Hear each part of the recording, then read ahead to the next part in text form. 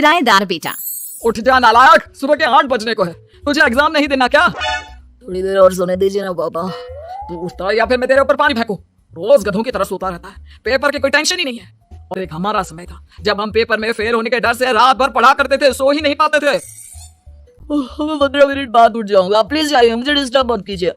इतना कहकर रौनक रजाई ढककर फिर से सो जाता है। तू ऐसा नहीं मानेगा, रुक मैं अभी पानी लेकर आता हूँ।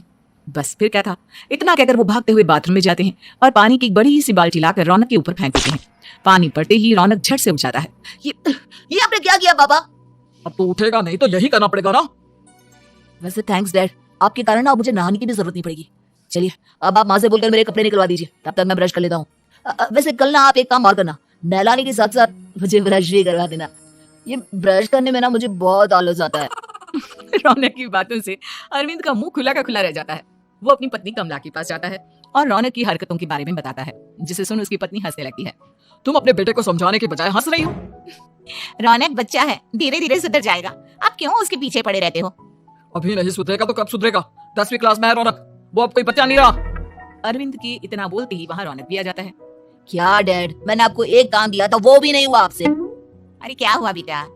माँ मैंने डैड से बोला था कि वो आपको बोलकर मेरे स्कूल की यूनिफॉर्म निकाल दे, लेकिन मेरे पीछे पड़ने के अलावा इनसे एक काम ढंग से नहीं होता। देख रही हो कमला, देख रही हो अपने लाडली को। अरे आप चुप रहिए जी। चलो बेटा मैं तुम्हें कपड़े निकाल कर दे देती हूँ बस।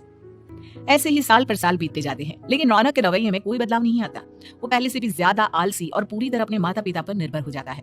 2 साल बाद पता नहीं कहाँ गायब रहता है पूरे दिन, अब तक तो आ जाना चाहिए था। अरे आप इतनी फिक्र क्यों कर रहे हो उसकी? दोस्तों के साथ खेल रहा होगा, आ जाएगा अभी। ये कोई टाइम है खेलने का? 10 बजने वाले हैं, इतनी रात में कौन खेलता है? कमला कुछ कहती है उससे पहले ही रौनक वहाँ आ जाता है। मम्मी जल्दी से खाना लगा दो, बहुत भूख लग रही है। तुम्हें तब तक खाना नहीं मिलेगा जब तक तुम बता नहीं देते कि इतनी रात गए कहाँ से आ रहे हो। ओह प्लीज डैड, अब आप एसी पे प्रद्युमन बनकर मेरे सर पर बंदूक लेकर मत बैठ जाना। अपनी फालतू की बकवास बंद कर और बता कहाँ से आ रहा है। माँ अब समझाइए ना डैड को। बता देना बेटा, इनको भी तसल्ली हो जाएगी। आप बोल रही हैं तो बता देता हूँ, मैं दोस्तों के साथ मूवी देखने गया था, इसलिए देर हो गई। तो इन सब चीजों में मेरे पैसे उड़ाता है। कभी 1 रुपया कमाने के बारे में सोचा है तूने? जब देखो हवा की तरह पैसे उड़ाता रहता है। माँ अब आप इन्हें चुप करा दीजिए, वरना ना मुझे गुस्सा आ जाएगा। अच्छा क्या कर लेगा? बता ना क्या कर लेगा तू? वैसे बात तो ठीक ही है, मैं कर ही कह सकता हूँ, पैसे तो फिर भी मैं आपसे ही मांगूंगा ना। चलिए अब ये सब बात छोड़िए और मम्मी मेरे लिए खाना लगा दीजिए। अभी लगा देती हूँ बेटा। मैं बता रहा हूँ कमला, एक दिन ये ऐसे ही बिगड़ जाएगा। उफो, आप क्यों इतना पीछे पड़े रहते हो मेरे बच्चे के? बाकी बाद में देखेंगे, अभी आप शांति से उसे खाना खाने देंगे। अगले दिन डैडी मुझे 10,000 रुपए चाहिए। हाँ? अब इतने पैसे क्यों चाहिए तुझे? डैड आप बिना सवाल किए कभी पैसे नहीं दे सकते क्या? जब तक तू बताएगा नहीं तुझे पैसे भी नहीं मिलेंगे। अरे अब आप अपने बेटे को पैसे भी नहीं दे सकते? नालायक, तेरी उम्र के लोग नौकरी करते हैं और एक तू है जो नौकरी करने का नाम ही नहीं लेता कभी। आप लोगों के होते हुए भला मैं नौकरी क्यों करूं? अरे हम कब तक पैसे देंगे तुझे? तुझे भी तो अपने पैरों पर खड़ा होना होगा ना।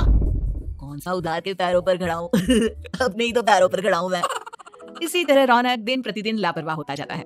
उसकी लापरवाही को देखते हुए अरविंद और कमला अपने बेटे की शादी कराने का फैसला लेते हैं और 1 महीने के अंदर अंदर ही रौनक की शादी मेघा नाम की लड़की से करा देते हैं। शादी के कुछ दिन बाद, रौनक मुझे एक अच्छी सी साड़ी चाहिए, आप ला दोगी ना? हाँ क्यों नहीं, कितने तक की आती है साड़ी? यही करीब 5,000 तक की। तुम चिंता मत करो, मैं आज ही डैडी से पैसे मांगकर तुम्हारे लिए साड़ी ले आऊंगा। आप कब तक ऐसे ही अपने पापा से पैसे मांगते रहेंगे? कोई अच्छी सी नौकरी क्यों नहीं कर लेते आप? अरे डैड के होते हुए मुझे नौकरी करने की जरूरत ही क्या है? पर आप ऐसे कब तक उनसे पैसे मांगते रहेंगे? कुछ आपको अपने दम पर भी तो करना होगा ना। अब तुम भी बाकी लोगों की तरह मुझे ज्ञान देना शुरू मत कर देना। साड़ी चाहिए ना तुम्हें, मिल जाएगी बस। इतना कहकर रौनक अपने पिता से पैसे मांगने चला जाता है। डैडी मुझे 5,000 रुपया चाहिए। अब 5,000 क्यों चाहिए तुझे? वो मेघा को साड़ी चाहिए थी। अरविंद आगे बिना कुछ कहे चुपचाप उसे पैसे निकाल कर दे देता है। कुछ दिन बाद, तुम्हें नहीं लगता कमला, रौनक हम पर पहले से भी ज्यादा डिपेंड हो गया है? मुझे तब उसके भविष्य की चिंता होने लगी है। कल को हमें कुछ हो गया तो वो क्या करेगा? काश तुमने पहले ये सोच लिया होता तो आज हमारा बेटा इतना लापरवाह नहीं होता। तब मुझे कहाँ पता था कि मेरा लाड प्यार उसे इतना बिगाड़ देगा कि वो इस हद तक लापरवाह बन जाएगा। कोई बात नहीं, अभी भी देर नहीं हुई, मुझे पता है उसे कैसे सुधारा जा सकता है। कैसे? अरविंद कुछ कहता उससे पहले रौनक वहाँ जाता है और पैसों के लिए हाथ फैलाने लगता है। डैड मैं और मेघा बाहर घूमने जाना चाहते हैं। अरे वाह, ये आज सूरज कहाँ से निकला है? Dad please. अच्छा चलो अब मुद्दे की बात करो। मुझे अब 25,000 चाहिए। अब तुम्हें 1 रुपया भी नहीं मिलने वाला। अगर तुम्हें पैसों की इतनी ही जरूरत है तो कोई ढंग की नौकरी कर लो। मम्मी आप कुछ कहिए ना डैड को। बेटा वो गलत क्या बोल रहे हैं? ये सब हम तेरे भले के लिए ही तो कर रहे हैं।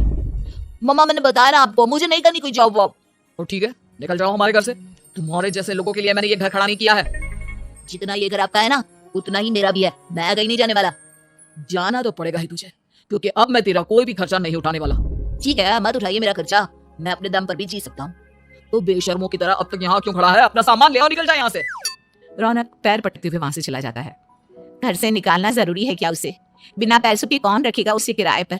अगर उसका भविष्य सुधारना है तो हमें अपने दिल पर पत्थर रखकर ये कदम उठाना ही होगा। दोनों बात कर रहे होते हैं कि रौनक अपनी पत्नी के साथ एक बड़ा सा बैग लेकर घर से निकल जाता है, लेकिन घर से बाहर उसे कोई भी मुफ्त में अपने घर किराए पर नहीं रखता। अंत में थक हार कर वो फिर से अपने घर चला जाता है। क्या हुआ? थोड़ी देर पहले तो दहाड़ते हुए घर से निकला था, अब क्या हुआ? नहीं रखा ना किसी ने तुझे किराए पर?